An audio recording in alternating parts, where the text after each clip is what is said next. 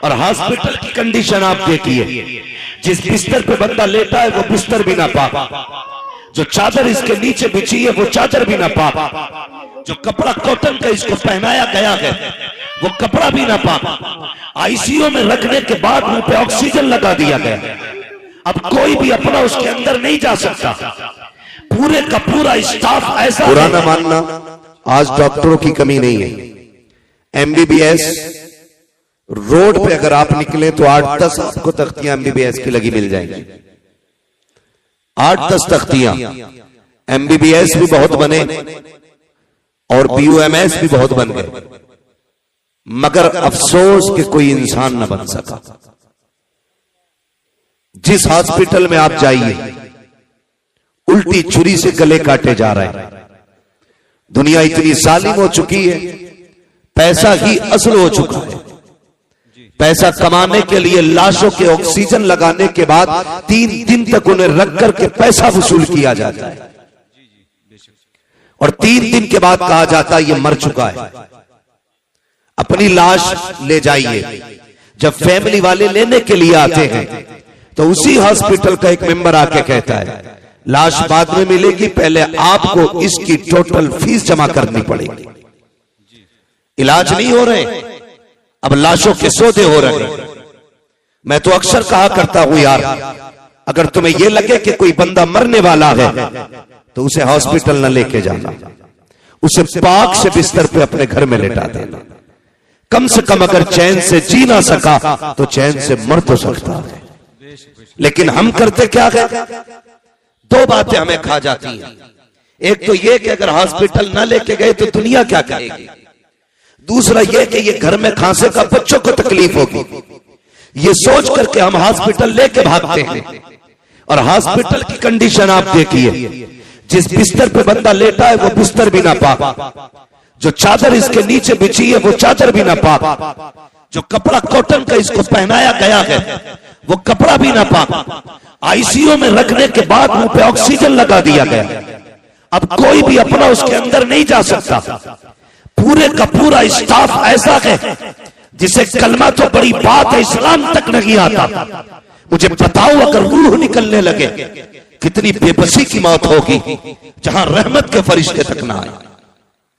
मरते वक्त कौन क्या चाहता है, हर शख्स ये चाहता है मरते वक्त मेरी रूह आसानी से निकल जाए। क्या ही अच्छा हो तेरे घर के अंदर तेरा बाप लेटा हो, पाक बिस्तर हो, पाक चादर हो, पाक लिबास हो, इधर रूह बदन से निकलना शुरू करे। अगर बेटे को कुरान आता है तो बहुत अच्छा, भतीजे को आता है तब भी अच्छा है, खानदान में किसी को कुरान आता है तब भी अच्छा है। मैं जानता हूं अगर खानदान में भी किसी को कुरान नहीं आता होगा तो कम से कम बेटों को इतनी गैरत तो आती होगी, मस्जिद जाकर इमाम को बुला करके लाएंगे, वो आके बाप के सरहाने खड़ा होगा, इधर रूह निकलती होगी वो यासीन पढ़ना शुरू करेगा, इधर रूह निकलती होगी वो सूरह रहमान पढ़ना शुरू करेगा। फिर तेरा बाप बेबसी की मौत नहीं मरेगा, बल्कि शान से कहता जाएगा इन्हें जाना, इन्हें माना, न रखा गैर से काम, लिल्लाहिल हम्द में दुनिया से मुसलमान। नारे तकबीर, नारे रिसालत, मसलक के आला हजरत फैजाने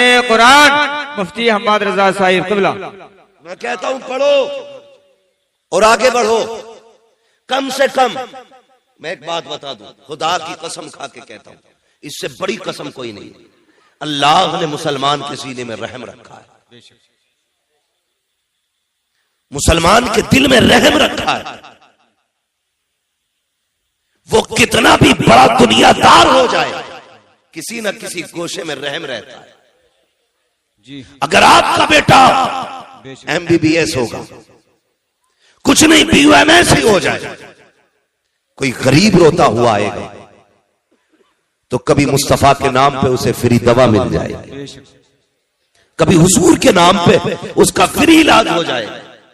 कम से कम कुछ भी ना सही और बढ़ के बात करने लगा हूं, ये मैं किसी पे तंज नहीं कर रहा हूँ, ये कड़वी सच्चाई है। तुम जानते हो हमारी बेटियों को जब ऑपरेशन थिएटर के अंदर ले जाया जाता है, उनके साथ क्या सुलूक किया जाता है कोई नहीं जानता है। उनके जब कपड़े उतार दिए जाते हैं, कौन सी बदतमीजी नहीं करते जालिम। मैं चाहता हूँ जब तेरी बेटी का ऑपरेशन हो, वहां पे कलमा पढ़ने वाला खड़ा होना चाहिए, दीन की बेटी खड़ी होनी चाहिए, ताकि उसके सतर को अगर कोई कुत्ता खोलना चाहे हाथ बढ़ा के कह दे ना ये सिर्फ तेरी बेटी नहीं, ये मदीने वाले की भी बेटी है, मुस्तफा की बेटी है, इसकी इज्जत को हाथ ना लगाना, इसकी इज्जत हमारी इज्जत है। खुदा की कसम खा के कहता हूँ अगर तेरी बेटी MBBS बन जाएगी, सर्जन बन जाएगी, मैं नहीं जानता दुनिया क्या कहेगी, लेकिन इतना जानता हूँ बेशुमार बेटियों की इज्जतें महफूज होती नजर आएगी।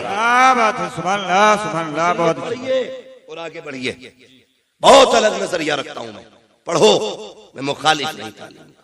पढ़िए, हमारे पास क्या नहीं है कमेटी वालों, अल्लाह आपको सलामत रखे, सिर्फ जलसा न करना, सिर्फ उर्स न करना, अल्लाह तौफीक दे तो पूरा साल हुजूर की उम्मत की खिदमत भी करनी है। जी जी बेशक करेंगे इंशाअल्लाह, सारे वादा करो इंशाअल्लाह। हाँ, ये वादा करो उम्मत की भी खिदमत करनी है। और अरबाबे मिंबर की बस दुआएं चाहिए। हमारे पास नारे भी बहुत हैं, ठीक है, उर्स भी हमारे काफी भारी होते हैं, लंगर भी काफी बड़े होते हैं, और ये होने भी चाहिए। ये सुन्नियों की पहचान है। मैं खत्म करने की बात नहीं करता, ये सुन्नियों की पहचान है। लेकिन मजा तब है आज मौलवी साहब के नाम का उर्स सजा के बैठे। अल्लाह करे कल मौलवी साहब की तरफ से किसी गरीब बेटी का घर भी तुम बसाने के लिए खड़े हो जाओ। जिस तरह पूरी कमेटी ने इकट्ठे होकर के खून पसीने की कमाई से उर्स सजाया, अल्लाह करे किसी गरीब की बेटी के हाथ मेहंदी से इसी मेहनत से सज जाए। दावे के साथ कहता हूं, भले तू साल भर मजार पे ना आना, दुनिया के किसी भी कोने में तुमने गरीब बेटी के हाथ मेहंदी से सजा के उसका घर आबाद करा दिया, मरने की देर होगी मदीने वाला तेरी कब्र को सजाने खुद आ जाएगा। हमें ये करना पड़ेगा और आगे बढ़ना पड़ेगा। मेरे दोस्तों, कितने पीछे रह गए, खुद सोचो, खुद सोचो। जिसके धर्म की कोई था नहीं वो तो मजबूती से थामे बैठे, जिनके मजहब की एक एक तारीख रकम है, आज वो कितने पीछे। तुम देखोगे किसी भी गैर मुस्लिम को तुम आज देखो बिना तिलक के नजर नहीं आएगा। जी जी बेशक, बहुत गौर से सुनना मेरी बात। बिना तिलक के नजर नहीं आएगा, बिना बालों के नजर नहीं आएगा। आज क्या हुजूर ने हमें टोपी दी थी, किधर गई? कितने लोग लगाते हैं टोपी? सोचो तो सही, कितने लोग टोपियां लगाते हैं? कब? जुमे के दिन टोपी लगती है। किस दिन? बोलो, नाराज हो? जुमे के दिन नाराज नहीं हो तो फिर बोलो, जुमे के दिन लगाते कि नहीं? जी जी जी। और कौन से दिन लगती है? ईद के दिन। वैसे तो किसी ना किसी के सर पर रोज लगी रहती है, लेकिन मैं वो बात कर रहा हूं जिसमें ज्यादातर लोग टोपी लगाते हैं। दूसरा कौन सा दिन है? अल्लाह सलामत रखे भाई, कह रहे हैं ईद का दिन। और एक दिन और आता है जिसमें सारे लोग टोपी लगाते हैं, वो दिन आता है रबीउल अव्वल शरीफ का दिन, हुजूर की विलादत के दिन। सबके सर पे टोपियां होती हैं। और एक दिन और आता है जिसे मुहर्रम की 10 तारीख कहा जाता है, जिसमें अक्सर लोगों के सर पे टोपी होती है। जब सब टोपी लगा लेते हैं तो हुकूमत हिल जाती है। तो मैंने 4 बार टोपी लगाई, हुकूमत हिल गई। अगर 365 दिन टोपी लगा लोगे तो दुनिया हिलती हुई नजर आएगी। जी जी बेशक। लेकिन लोग कहते हैं अरे मौलवी साहब तकरीर करना, लोनी और दुपट्टे न ओढ़ नहीं। तो मैं सीधी बात कहता हूं, जब से लड़कों ने टोपियां उतार दी, बेटियों ने दुपट्टे उतार दिए। बाप टोपी ओढ़ना शुरू कर दे, बेटियां दुपट्टे ओढ़ना शुरू कर देंगे। आदत डालिए बच्चों के, आदत डालिए। गलत मैसेज मत लेके जाना। मेरी बात का ये मत निकालना मैं किसी को सताने आया था, दिल तोड़ने आया था। मैं बताना चाहता हूं, आज शादियां आप देखिए, शादियों में जाओ तो शरीफ आदमी खड़ा नहीं हो सकता। भाई कितने में किया होटल बुक के? 2 लाख में, 5 लाख में। और एक इज्जतदार आदमी अंदर एक लुकमा नहीं खा सकता। हजरत को ले जाना, टहल टाल के बाहर आ जाएंगे, क्योंकि वहां जितने खा रहे हैं सब बैलों की तरह घूम घूम के खा रहे हैं। नीचे बैठ के खाने वाले को तो पागल समझा जाता है।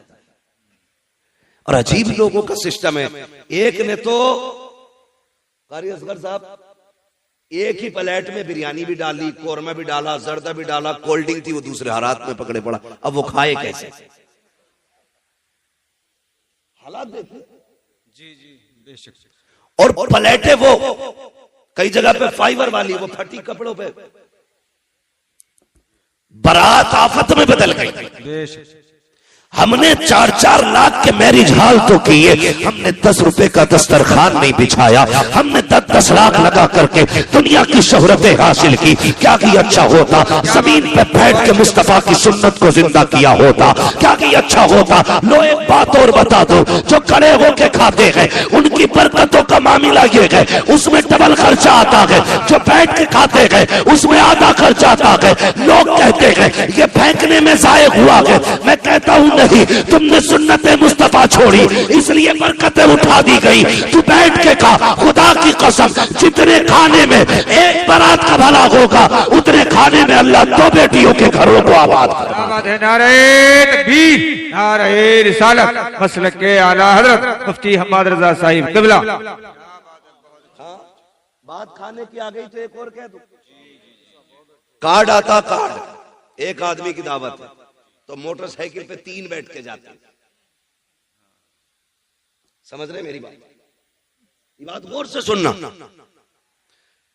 एक पे 3 बैठ के जा रहे हैं, रास्ते में दोस्त मिल गया, उससे कहते तू भी टंग जा। कई लोगों की ये कंडीशन है देखी ताहिर भाई के पैर रखने जगह नहीं, ऐसे चिलगाड़ी बन गया। दावत खाने जा रहे हैं क्योंकि पैर रखने की इतनी जगह ही कब है? वो तो बनी 2 लोगों के लिए थी, 4 बैठ गए, फ्री की खाने गए। पहले एक बात याद रखिए, मेरी बेटी हो या आपकी बेटी हो, हर बंदा खाना अपने मेहमान के हिसाब से बनाता है। ठीक है जी? और क्या करते हैं, अगर 100 मेहमान उसकी लिस्ट में होते हैं तो 120 लोगों का हर बंदा खाना बनाता है, बच जाए कम ना पड़े। बेशक। और जितनों को दावत देता मैं हूं या आप हूं, उसके रजिस्टर में चढ़े होते कितने लोग खाने वाले। अब अंदाजा लगाइए, एक के साथ एक फ्री आ गया, उसने बनाया था 120 लोगों का, खाने वाले कितने हो गए? 200 हो गए ना, 100 का डबल हो गया तो 200 हो गए, और कभी कभी 250 भी हो जाते हैं। अब ये बताइए, ये जो आप एक की दावत पे 3 टन के जा रहे हो, तुम्हारे बाप की जागीर थी? खुद सोच के बताइए, तुम नहीं जानते। एक बाप जब बेटी को रुखसत करता है ना, लोग खाने के ऐप बयान करना शुरू करते हैं। नाक तक भर के खागा और तीली डाल के नमक तेज था, हल्दी कम रह गई, बोटियां गला दी। कुछ कहता छोटे पीस होते, मुंह का साइज देख के जाता ना। गुंडागर्दी है ये खाने में भाई। एक गरीब मर गया रोटी पकाते पकाते।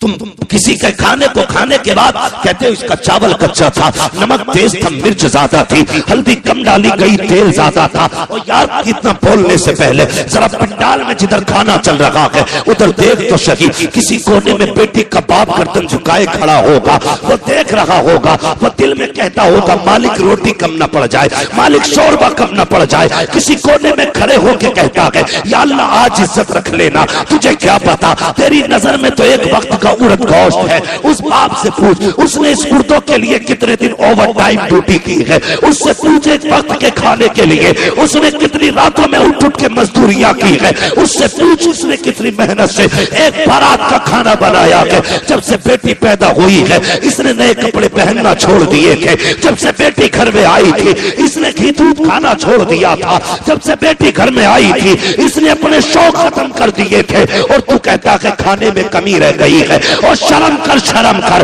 अगर खाने में कमी थी भी तो ना कहता कमी है। अगर कोई पूछता कैसा है कह देता खुदा का शुक्र है बड़ा अच्छा खाना बना है, तेरा इतना कह देने से तेरे पेट में दर्द नहीं होता, लेकिन इतना जानता हूं अगर तू खाने की तारीफ करता जमीन पर गरीब राजी हो जाता, अर्शों पे खुदा की रहमतें राजी हो। क्या बात है, सुभान अल्लाह सुभान अल्लाह, बहुत अच्छी बहुत हाँ, पहली बात तो ये करनी है भाई, जितनों की दावत है इतनी जाएंगे, समझ गए? बोलो इंशाअल्लाह। हाँ, जितनों की दावत है उतने ही जाएंगे। और मैं तो कहता हूं अगर तुम्हें पता चले ना कोई बेटी को रुखसत कर रहा है और उसने अपनी इज्जत बचाने के लिए लोगों को दावत दी है खाने की, तुम्हारी खुराक तो रोटी है ना, एक रोटी अपने घर खा के जा, एक रोटी बेटी वाले के दस्तरखान पे खा, एक रोटी बचा दे। खुदा की कसम अगर तेरी छोड़ी हुई एक रोटी से गरीब की इज्जत बच गई, अल्लाह कयामत में तेरी इज्जत की हिफाजत फरमाएगा। सुभान अल्लाह सुभान अल्लाह। हाँ, ये बहुत छोटी छोटी बातें हैं, लेकिन ये जन्नत में ले जाने वाली बात। बेशक बेशक, लोगों की इज्जत का ख्याल रखा करो, मान रखा करो लोगों की इज्जत का। अल्लाह आपको सलामत रखे। कोशिश ये करनी है, हमें सिर्फ जलसा नहीं कराना है, हमें हुजूर के दीन की भी मदद करनी है, हमें इस्लाम की बेटियों की भी मदद करनी है। और एक बात जिम्मेदारी के साथ कहना चाहता हूं, जो जरूरी बातें वही कहने के लिए आया हूं। कोशिश ये करें, मैंने भी मस्जिद देखी, अल्लाह सलामत रखे उन लोगों को जिन्होंने मस्जिदों को अपने घर से ज्यादा खूबसूरत बनाया है। और इतनी गुजारिश हो रही, जैसे तुमने पत्थर से मस्जिद को सजाया है ना, वैसे सजदे से भी मस्जिद को सजा लेना। जिस खूबसूरती से तुमने मस्जिद बनाई है ना, उसी खूबसूरती से तुम जाकर सफों में भी बैठना। अल्लाह सबका दिल मस्जिद में लगाए, सबको 5 वक्ता नमाजी बनाए। बड़ी प्यारी मस्जिद है और लग रहा था कि हाँ किसी जगह पे बैठे। मगर मेरा एक मशवरा और है, इस वक्त सबसे ज्यादा जरूरी है हमारी खानकाहों, हमारे मदरसों, हमारी मस्जिदों के साथ साथ हमारे अपने स्कूल भी होने चाहिए। जी जी बेशक, हमारे अपने, समझ गए ना मेरी बात? स्कूल, जी जी, जहां हिंदी इंग्लिश पढ़ाई जाती है, स्कूल, समझ गए ना?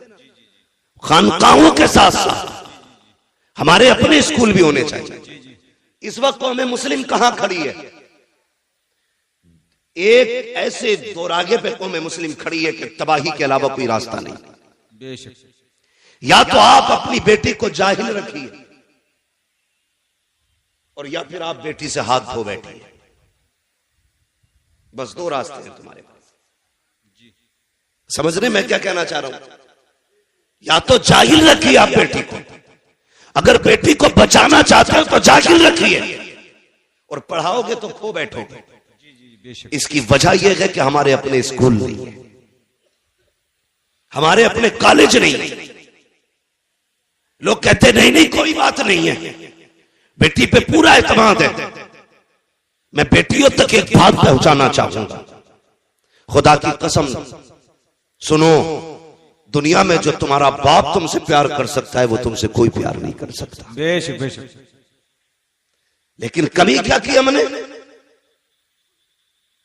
हमने अपनी बच्चियों को स्कूल नहीं दिए। वो ट्यूशन पढ़ने जाती हैं, वो स्कूल पढ़ने के लिए जाती है। ट्यूशन के नाम पे क्या होता है आप सोच भी नहीं सकते। इस्लाम दुश्मन ताकतें पूरी प्लानिंग के साथ खड़ी है, तेरी बेटी को घर से कदम निकालने की दे रहे। मैं नहीं